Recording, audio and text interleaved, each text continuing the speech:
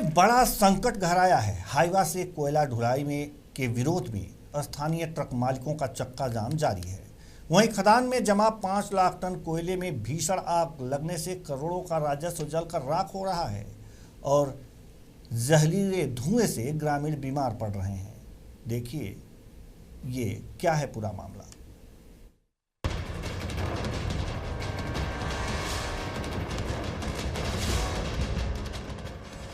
मिट्टी पत्थर मिलाकर के सरकारी राजस्व की खुली लूट। बुनियादी सुविधाओं से 35 वर्षों से वंचित ग्रामीण।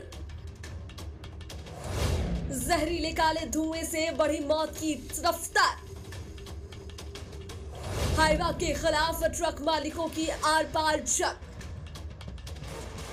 झारखंड का तेतरिया खान, जहां की हवाओं में अब सिर्फ बारूद और जहरीला धुआं तैर रहा है। सीसीएल और आउटसोर्सिंग कंपनी पीएनएमएल की मिली भगत से यहां लगभग 5 लाख टन कोयले का ऐसा पहाड़ खड़ा कर दिया गया जो कि अब धू धू कर सुलग रहा है। आरोप है कि अपने टारगेट को पूरा करने के लिए कोयले में धड़ल्ले से मिट्टी और पत्थर मिलाए जा रहे हैं और अब इस काले खेल पर पर्दा डालने के लिए जले हुए कोयले पर मिट्टी डाली जा रही है। साजिश यही खत्म नहीं होती। पिछले 32 सालों से जिन ट्रकों के भरोसे विस्थापितों के चूल्हे जलते थे, उनकी जगह अब भारी भरकम हाईवा लाने की तैयारी है। स्थानीय ट्रक मालिकों का आरोप है कि अगर हाईवा से कोयला उठाव हुआ तो हजारों परिवार के सामने भूखमरी की स्थिति उत्पन्न हो जाएगी। का प्रमुख मांग यही है कि हम लोग का जो रोजगार छीना जा रहा है, रोजगार के लिए अपना, और जो ट्रक 700 ट्रक है खड़ी, वो सब के लिए हम लोग अपना मांग कर रहे हैं। तेतरिया खाड़ा अभी 28 दिनों से 28 तारीख से बंद किया गया था ट्रक को, जो संचालन हो रहा था।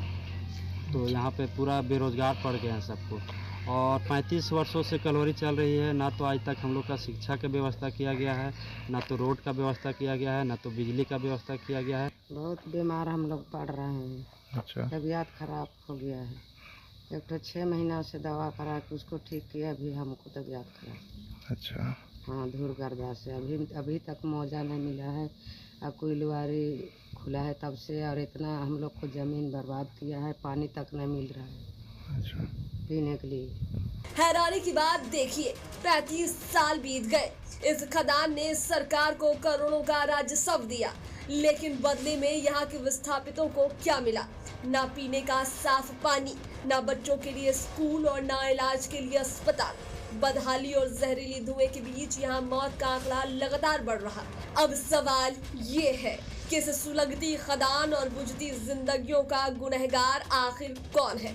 टीवी 45 के लिए संवाददाता रुपेश अग्रवाल की रिपोर्ट।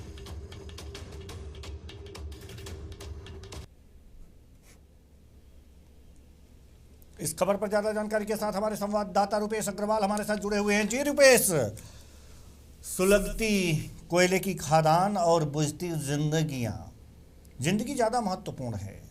सरकार की तरफ से क्या कुछ इनके लिए नहीं हो पा रहा है, और क्यों नहीं हो पा रहा है? अगर जो नहीं हो पा रहा है तो रुपेश। देवेंद्र, सबसे पहले हम बताना चाहेंगे कि जो पूरा मामला है बालूमाथ के तेतरिया खाड़ कोल परियोजना का है, जहां कोयला उठाव को लेकर पिछले कई दिनों से गतिरोध जारी है। पीएनएम कंपनी द्वारा लोड किए जा रहे हाईवा बैरियर पर ही खड़े हैं। दरअसल कंपनी हाईवा के जरिए बालूमाथ साइडिंग तक कोयला पहुंचाना चाहती है। इसका स्थानीय ट्रक मालिक पुरजोर विरोध कर रहे हैं। ट्रक ओनरों का कहना है कि पिछले 32 वर्षों से यहाँ केवल ट्रकों से ढुलाई होती आई है।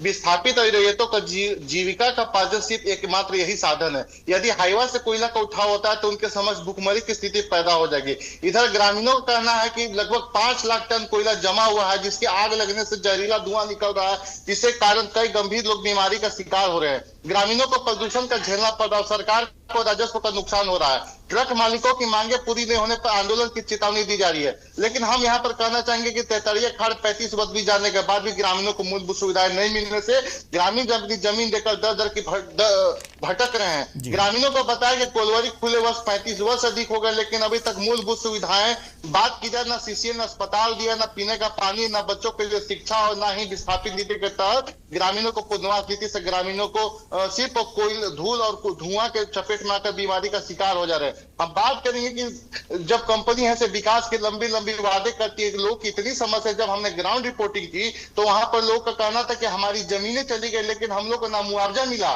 और अगर हम लोग का ट्रक से एक जीविका चलता वो भी छीनने का कंपनी काम कर, सीसीएल छीनने का काम कर रही है। सबसे बड़ी बात है कि अभी तक कई लोग टीबी की बीमारी चपेट में आने से कई लोग की मृत्यु हो गई है, लेकिन सरकार और प्रशासन किसी को कोई फर्क नहीं पड़ता। भले ही झारखंड की हेमंत सरकार प्रोजेक्ट भवन में बैठकर विकास की लंबी लंबी बातें करती है, विकास के तमाम सुविधा देने की बात करती है, लेकिन जगह जमीनी हकीकत बात की जाए देवेंद्र तो पूरी तरह से शून्य है। सर मानना चाहिए हमारे लातेहार के जो जनप्रतिनिधि है सिर्फ और सिर्फ कोयला में झोला भरने का काम करते हैं। अब देखना होगा कि इस समस्या का समाधान कब तक होता है, क्योंकि खबर और टीवी 45 भी लगातार दिखाया जा रहा है। बहुत बहुत धन्यवाद इस तमाम जानकारी के लिए रुपेश, बहुत बहुत धन्यवाद।